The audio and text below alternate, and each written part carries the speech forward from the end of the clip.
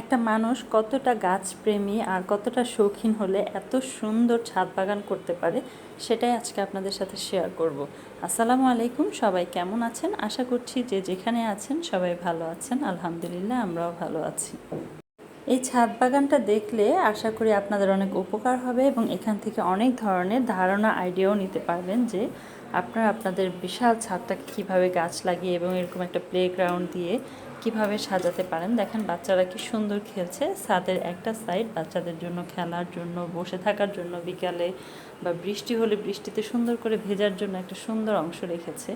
আমার এই সাইডটা সবচেয়ে বেশি ভালো লেগেছে। বাচ্চারা বিকালবেলা কত সুন্দর করে খেলছে। আসলে খেলারও একটা পরিবেশের দরকার আছে, আর আশেপাশের ভিউগুলি দেখলেও বোঝা যায় যে কত সুন্দর। যাই হোক, ছাদে নিয়ে আসলাম। দেখেন বসার জন্য খুব সুন্দর সুন্দর জায়গার ব্যবস্থা আছে। এখানে আপনারা বিকালে এসে বসতে পারবেন। তারপর গাছ লাগিয়েছে, আর আশেপাশে যত বিল্ডিংগুলি আছে, এত গাছ কিন্তু নেই এই বিল্ডিংয়ে যত গাছ আছে। যাই হোক, তারপর আপনাদেরকে দেখাচ্ছি যে কি কি গাছ আছে এখানে। এমন কোনো গাছ নাই যে আপনারা বলতে পারবেন না। একদম কচু থেকে মানে যত সবজি, ফল, ফুল, সব ধরনের গাছ আছে। আর এত সুন্দর ফলন, মাশাআল্লাহ, কি আর বলবো।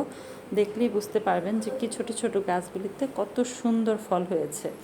আর একেবারে সবুজে ভরা সম্পূর্ণ ছাদ বাগানটা।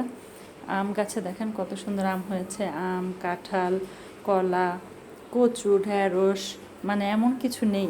আমি আসলে সবগুলোর নাম বলতে পারছি না, আপনারা দেখলেই বুঝতে পারবেন। এই আমটা একদম লাল, একটা অন্যরকম আম। এই আমটার নাম কি ঠিক বলতে পারছি না।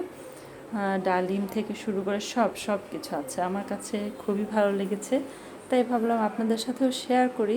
যাদের বড় ছাদ আছে তারা এই ধরনের আইডিয়া নিয়ে আপনারাও এরকম ছাদ বাগান করতে পারেন। তবে অবশ্যই এর পিছনে কিন্তু অনেক সময়, অনেক পরিশ্রম দেওয়া লাগে। পরিশ্রম ছাড়া আসলে কিছুই এইভাবে খুব সহজে হয় না।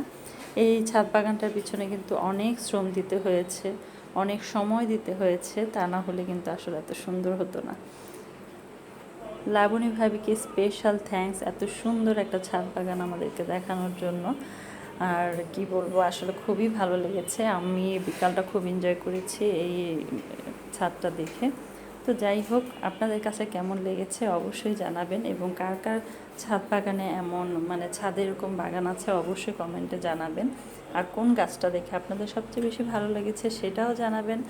আর আমার তো মনে হচ্ছে আমাদের গাছপ্রেমী শাইখ সিরাজ স্যারকেও এখানে ইনভাইট করা উচিত। এই বাসার ছাদটা খুবই সুন্দর, উনি এটা নিয়ে একটি প্রতিবেদন তৈরি করতে পারে। আমার ভীষণ ভালো লেগেছে, তাই কথাটা বললাম। তো সবাই ভালো থাকবেন, সুস্থ থাকবেন এবং আমার সাথেই থাকবেন। আল্লাহ হাফেজ।